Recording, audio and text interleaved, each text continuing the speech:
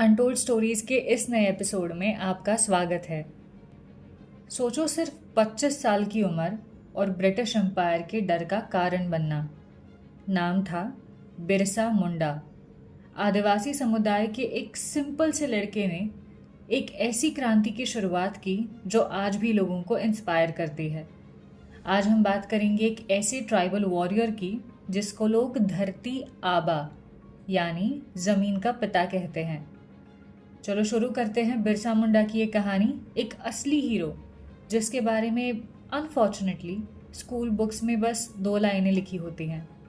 बिरसा का जन्म 15 नवंबर 1875 को हुआ एक छोटी सी जगह में जिसका नाम है उलीहाटू, रांची के पास। वो मुंडा ट्राइब के थे, एक ऐसा आदिवासी समुदाय जिसका जीवन प्रकृति के साथ जुड़ा होता है। पर उस वक्त ब्रिटिशर्स ने फॉरेस्ट लॉज बना के आदिवासियों को उनकी ही ज़मीन से अलग कर दिया था। बिरसा के पिता ने उन्हें पढ़ने के लिए जर्मन मिशन स्कूल भेजा था, लेकिन जब स्कूल ने बोला कि क्रिश्चियन बनना पड़ेगा तभी पढ़ सकते हो, बिरसा ने स्कूल ही छोड़ दिया। उससे पहले उनका नाम बिरसा डेविड बन गया था, पर उन्होंने वो क्रिश्चियन आइडेंटिटी पूरी तरीके से रिजेक्ट कर दी।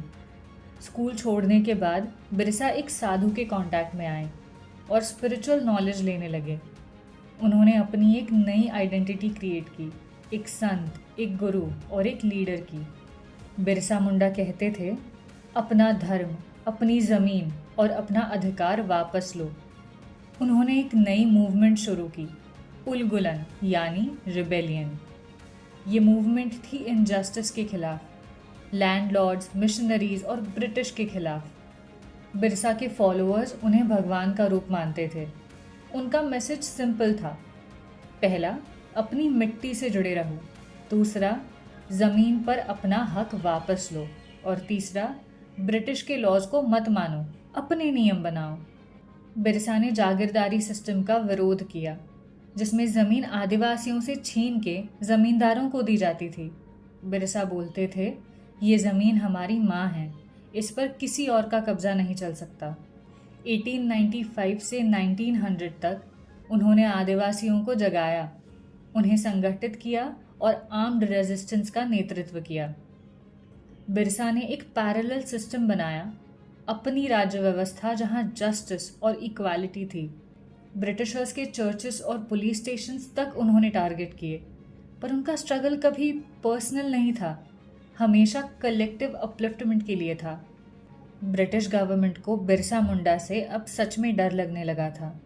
एक ट्राइबल यूथ जिसे लोग धरती आबा कहकर यानी धरती का पिता कहकर संबोधित करते हैं, जिसे हजारों लोग भगवान की तरह मानते हैं, ये ब्रिटिशर्स के लिए एक अच्छी खबर नहीं थी।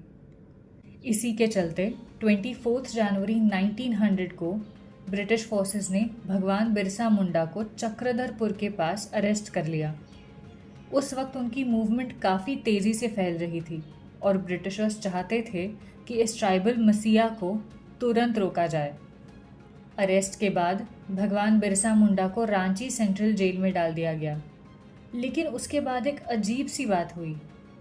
अरेस्ट के सिर्फ 5 महीने बाद 9 जून 1900 को जेल अथॉरिटीज़ ने यह अनाउंस किया कि बिरसा मुंडा की डेथ हो चुकी है।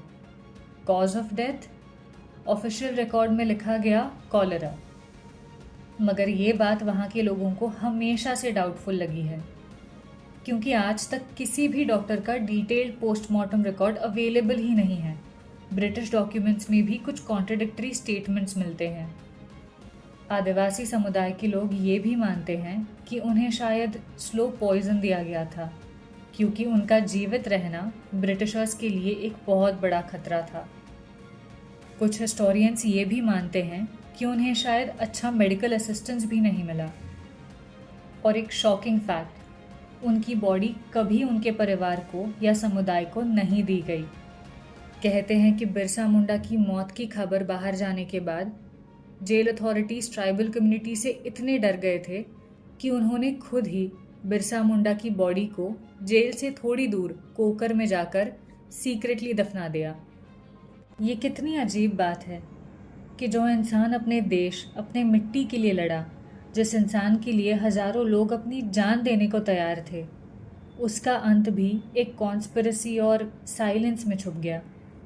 भगवान बिरसा मुंडा की याद में रांची के ही कोकर इलाके में एक बिरसा मुंडा स्मृति स्थल बनाया गया है, वही जगह जहां उन्हें दफनाया गया था।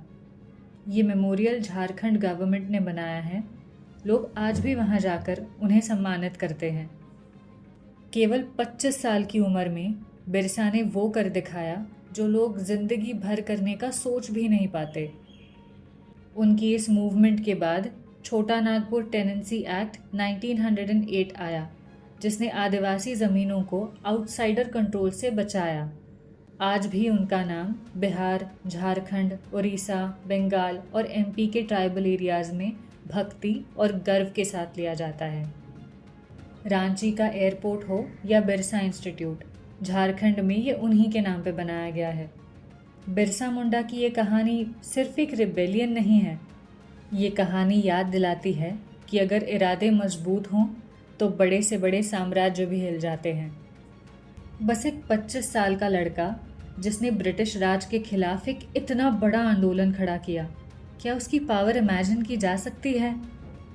भारत देश के कोनों में छुपी ऐसी खास कहानियाँ दुनिया भर में फैलनी बहुत ज़रूरी हैं, और ये कहानियाँ बताना और अपनी आगे की पीढ़ियों को इनसे अवगत कराना ये हमारी जिम्मेदारी है। अगर आपको ये कहानी इंस्पायरिंग लगी हो तो like, share and subscribe. Untold stories में आज बस इतना ही। नमस्ते।